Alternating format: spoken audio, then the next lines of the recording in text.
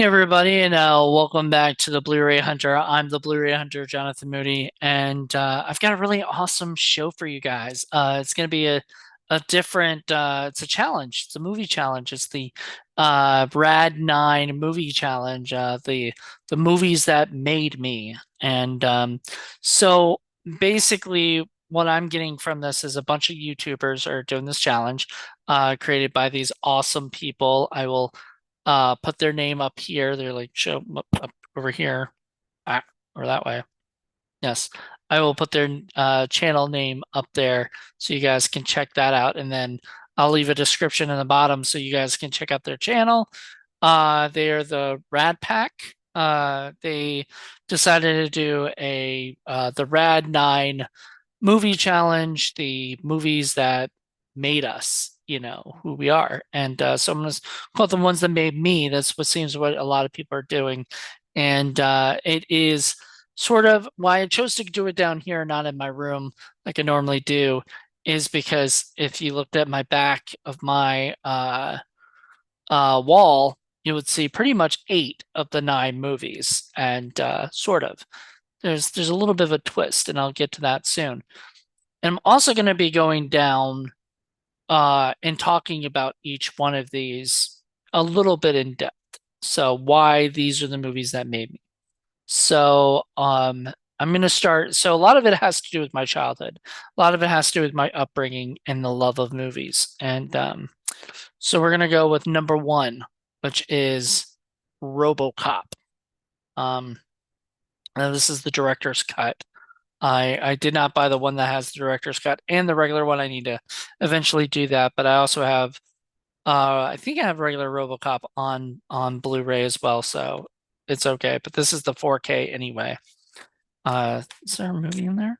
All right. So after then, and so why I chose RoboCop. So I really want to get into that. Why did I choose RoboCop? The reason I chose RoboCop, and it was not on my posters yet. I'm gonna eventually get it up there. But it's a movie that really, when I was a kid, it was my first rated R movie I ever got to watch. I was allowed to watch. My dad picked what movie I was allowed to watch for my first rated R movie because he felt that RoboCop was sort of, the violence was very cartoony, and so it wasn't as realistic, to me as a kid. Something like the original Terminator, which he and Terminator 2 is not on this list, even though it would be up there high, a little bit higher. I love that movie to death, but I think RoboCop wins on that. Um, but RoboCop was the first rated R movie I ever watched, and Terminator 2 was like, I believe, like the second. So basically RoboCop was the movie that just started my love for action and guts and all that fun stuff. And I used to watch it on Betamax all the freaking time, like over and over again with my friends, especially when my friends were allowed to watch rated R movies and we're all able to watch it. They would come over to my house and we'd watch that like all the time. It's on repeat, pretty much. Next movie is not it's not from my childhood, but from my teenhood, and it's a movie that got me back into horror. For a little bit, I was sort of not watching horror films or not into horror films, and this is the movie that sort of, a lot of people claim this is the movie that sort of revitalized horror films and changed it a little bit too, which is Scream. Wes Craven's Scream. Now, a lot of people hate this movie and hate on this movie because it gave like slashers the meta kind of stuff, and it sort of changed the way films were for a while. Like there were movies made just like this that were pretty much just ripoffs of this movie. And I absolutely loved them too. I Know What You Did Last Summer, Urban Legend, all these different movies that sort of also were big on that. So that is another one. So this is Scream from 1996, and I adored it. I don't know which one I like better, Scream or Scream 2. I I have no idea, but I would probably pick Scream 1 over Scream 2 any day, but both of them have a very special place in my heart. Um, so that was 8. So number 7 is Jaws. Now Jaws was like one of the first movies that I watched that actually I guess technically it was my first horror film I ever watched, and it was a big deal to me as a horror lover now that it was a movie that I mean, if you look at it, it's not even set up like a lot of people claim like it's not really a horror film. It is, but it should it be in the horror section? Should it be in like action or thriller or whatever sections? But I definitely view it as a horror film. It's a very big place in my heart, and this particular one is the 4K steelbook. So I definitely had to upgrade it to 4K. It's got both the 4K and the Blu-ray disc in it. So there you go. Next on my list is The Karate Kid. Um, I actually got into karate when I was a kid and like 7 or 8, something like that. I got into karate because I had I had to do some kind of sport. So my family wanted me to kind of pick a sport because I wasn't really seeming to be able to do stuff. I didn't like soccer, didn't like swimming, it wasn't my cup of tea. I got deaf in my left ear and got swimmer's ear, so swimming was just not in the cards for me.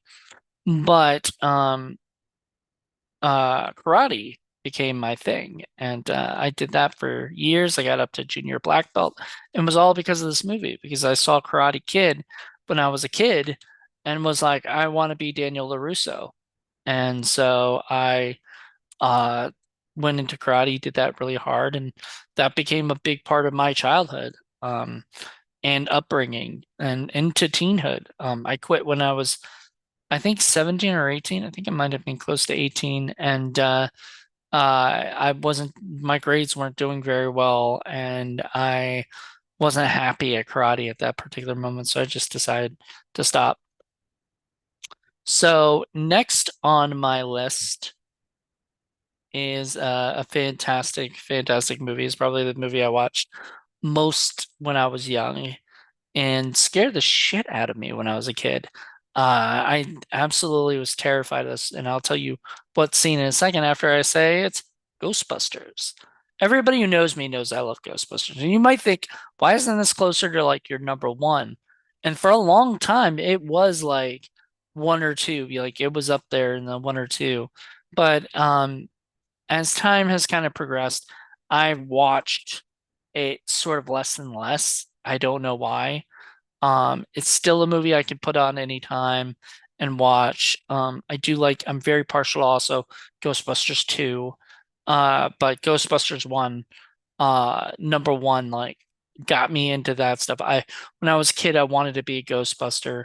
The scene that terrified me is like the dog hands coming through the um seats and stuff and taking Dana away. That terrified me. I thought my living room was going to be haunted by a monster dog and everything like that. And but I loved it.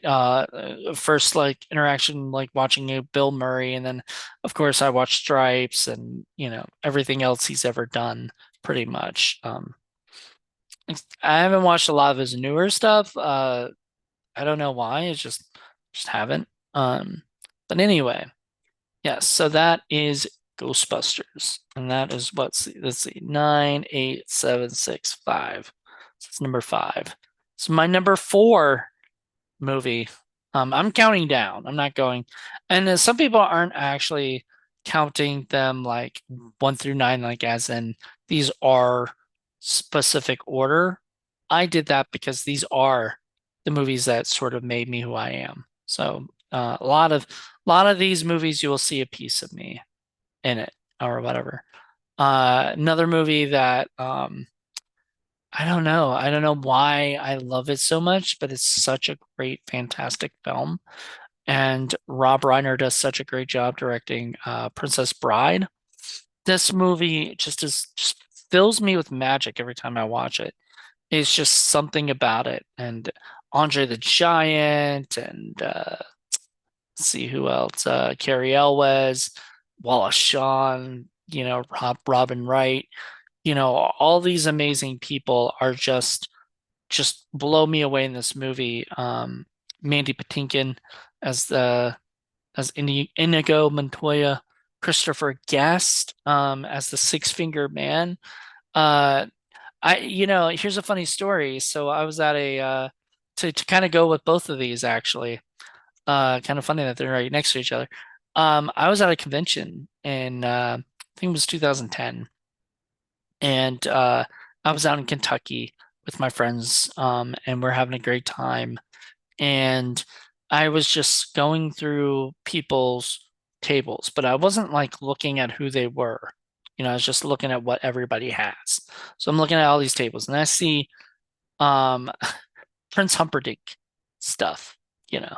I'm like, oh, somebody's selling Prince Humperdinck stuff. And I look up, and there he was. God, I'm really bad with names. Chris Sarandon. Chris Sarandon was there, and I've met him a couple times. He's very freaking nice. If you get a chance to meet him, do it. It's fantastic. He's such a great guy. But he's, I believe, the only person from the movie that I've met. Um, yeah. I haven't met Carrie yet. I've always wanted to meet him. Haven't met Mandy or Christopher Guest or Wallace Shawn, or obviously never could meet Andre, sadly. But yeah. So I love The Princess Bride. It's a movie I can any days I'm feeling like not very good inside or something. It's a movie that will cheer me up instantly. So there's few movies that would definitely do that for me. All right. We're down to the last three, I guess. So you might be surprised at a few of these. And if you know me personally, you won't be. Um, Next is Mallrats. Now, I could have chose Clerks. I could have chose Chasing Amy. I had to have a not Quentin, Jesus. I had to have a Kevin Smith movie in here somewhere, and I chose Mallrats. And the reason I chose Mallrats is for one specific reason, because it's the movie that got me into Kevin Smith. For the longest time, it was my favorite. Now I'll say maybe Chasing Amy is my favorite, but I still have little issues with Chasing Amy.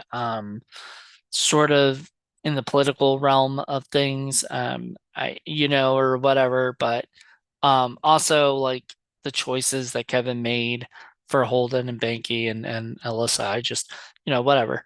Um, but aside from that, it's a great movie. Like, don't get me wrong. Like, they're probably all tied with Clerks, and everything.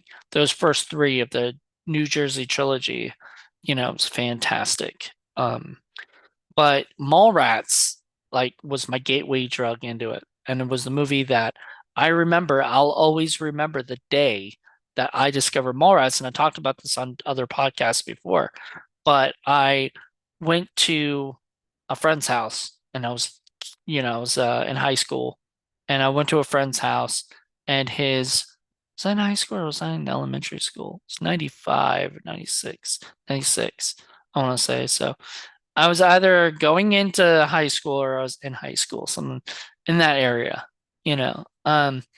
So I went over to my friend's house, and his little brother was watching Mallrats. And my friend and his mom were getting into some kind of little fight, little tiff kind of thing about some stuff. And so I felt very uncomfortable and didn't know what to do. So I said, "Hey, do you mind if I watch the movie with you?" He's like, "Sure." So I sat down next to him and watched, started watching Mallrats. And I said, "What is this?" He goes, "Mallrats." I go, "What is this about?" And he was like, just watch." And so I watched, and I was like, this movie was so funny. I had to go rent it from the video store.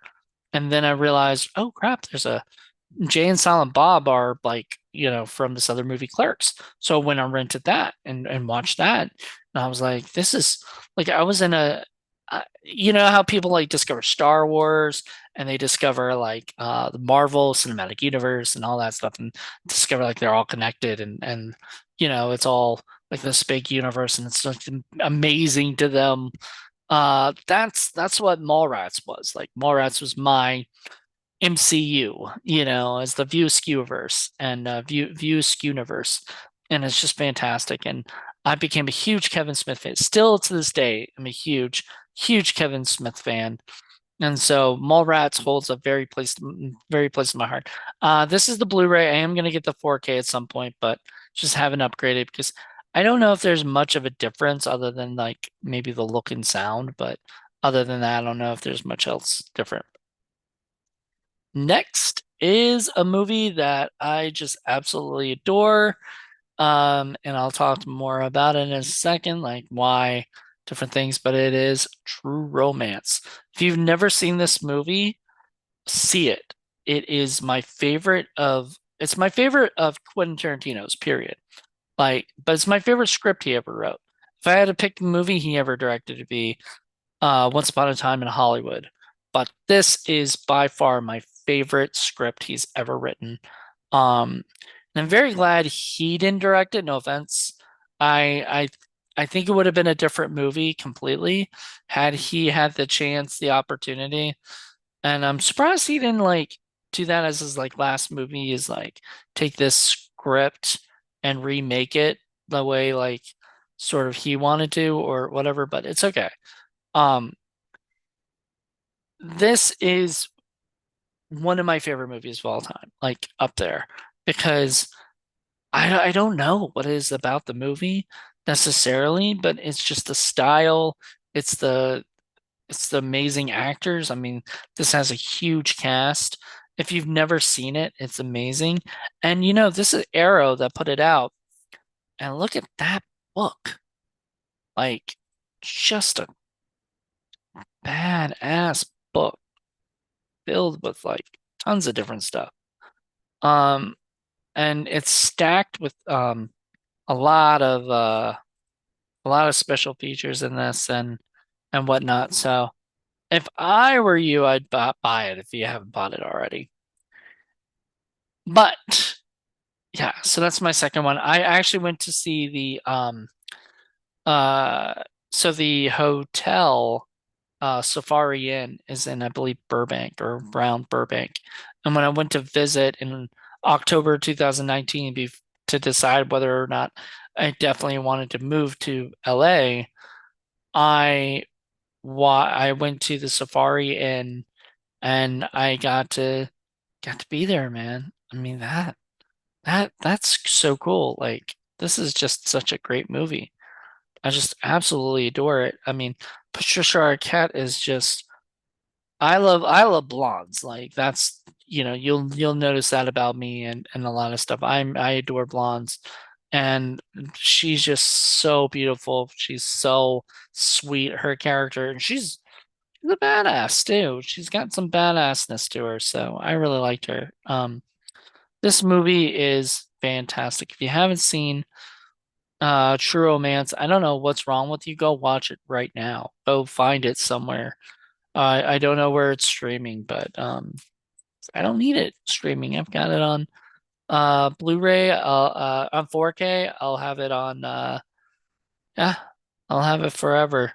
Um I think does the I don't I think the 4K just is the 4K, so I don't think you get a Blu-ray. No, but you do get cards. So that's pretty cool. And you got a poster, which I've already put up on my wall. A lot of people say they keep the posters and stuff, but I like to put them up on my wall. Like I freaking love posters, especially if it's one of my favorite films. And put it up there. Speaking of my favorite film, it hasn't got on 4K yet.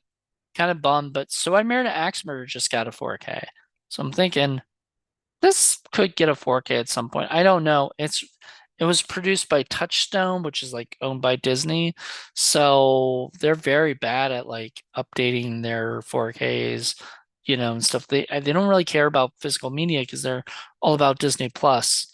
And as far as I know, it's not on Disney Plus. But that is Ed Wood. So if you knew me personally, you knew this was my favorite movie of all time. This movie is pretty much what, you know, this movie showed me who I was as a person. Now I'm not a cross-dresser, but I am but for a film, I wouldn't mind pretending to be one. I don't have anything against cross-dressing. It's just that's not for me. But if it's your bag, go for it. It was Ed Wood's bag. He loved Angora, so you can see right there, Angora. Um, and it's got a great cast. It's got Bill Murray. So go back to Ghostbusters. It's got a fantastic Johnny Depp does an amazing job. Tim Burton directed this just really good movie. I just everything about this movie I just absolutely loved. And it made me realize you can make movies like outside of Hollywood. Because at that time I didn't know you could do that. Um, and so that movie and Clerks sort of set me on a path of becoming a filmmaker. Now I didn't add Clerks on that for that, but I did want to mention that for this. So that was a big, those were two big parts of my life. You know, um, Ed Wood made me realize sort of I could do it and I can make bad films and they'll be always remembered, even if they just got to be so bad. They're fun. And he made, I mean, Plan 9 from Outer Space. He made Glen or Glenda. He made Bride of the Monster, one of my favorites of all time. Like I've always said, I wanted to remake Bride of the Monster if I ever got a chance to. I absolutely love. I was in the remake to Plan 9, just called Plan 9. I even have a mug for it that John Johnson, who made Plan 9, actually gave me the mug and as a Christmas present. So I really appreciate John, and I appreciate everybody, that go out there and just make their movie. Well, I mean, you know, try to make it fun. You know what I mean? But if you make it boring, your IFC's Indie Film Cafe is coming for you, or whatever. If you make a bad movie that's not fun, we'll let you know. Um, but aside from that, Ed Wood is really the movie that sort of, if you like know anything about me, I got obsessed with Ed Wood. I bought as much stuff, about him as I could, books and I wanna, I know unfortunately one of the guys that owned the rights to a lot of Ed Wood stuff, uh I think his name's Wade Williams, passed away.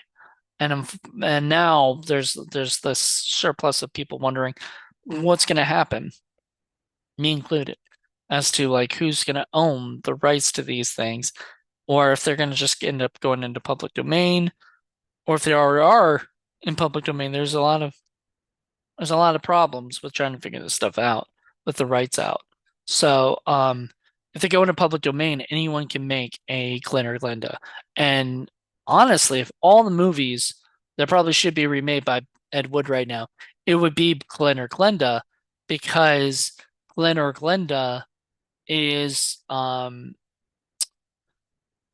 or Glenda is more of what, people transgenders and everybody, like it's sort of it would just I don't know how you would do it because you'd have to sort of give love to the badness, but you'd also have to be sort of educational.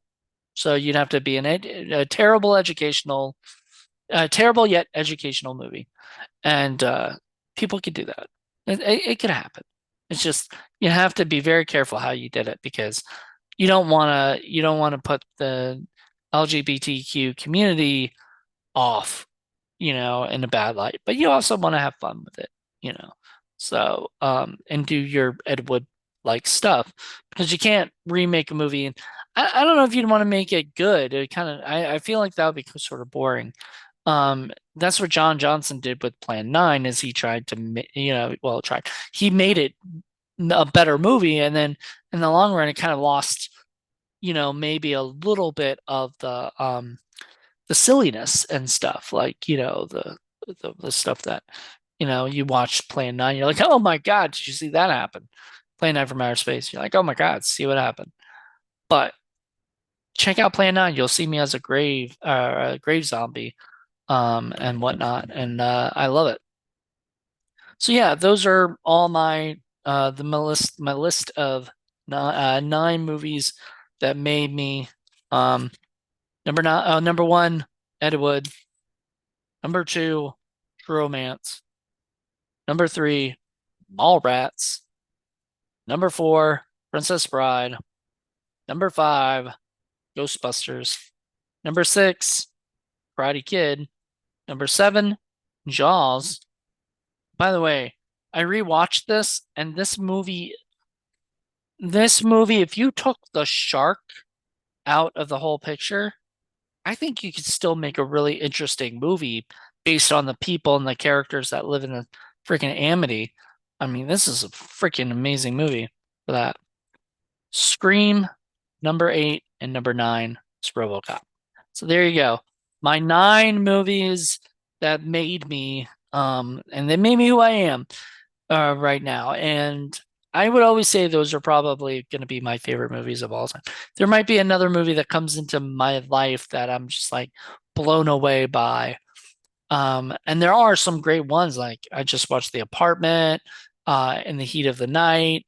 I own I own tons of movies, tons, Scarface and all these other movies, and they're all great movies, but they weren't a part of my life where they sort of made me the person I am. Those movies are what made me the person I am, and I'm very happy that that's my list of movies. I'm excited to see what other people picked.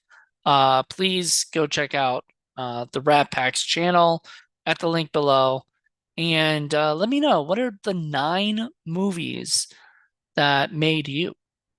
You know, either you can do it as a YouTube vlog, or you could do it as a uh, blog, or you could do it as a podcast, something, just talk about the nine movies that made you. Make a list and put it out there. Let people know because I really like that. I like the idea that, this was like a month ago that they did this, and I think it's going to catch on, and I think even more people are going to start doing this as well, especially once they see like everybody doing it, sort of one of those things with the Blu-ray community and the collection community. So yeah, so those are my nine. Can't wait to get my 4K of Princess Bride, which will be in September, but I'll probably get it in the November Barnes and Noble sale. So I can't wait to pick those up, and I can't wait to pick up everything, man. Like, there's so many more movies that I need to buy and need to have and need to own. But these movies are the ones that made me who I am today. So you can either thank them or not, you know. But those are it. So thank you guys for checking this out, and hope you enjoyed it, and let me know what you guys pick for yours. Until then, bye.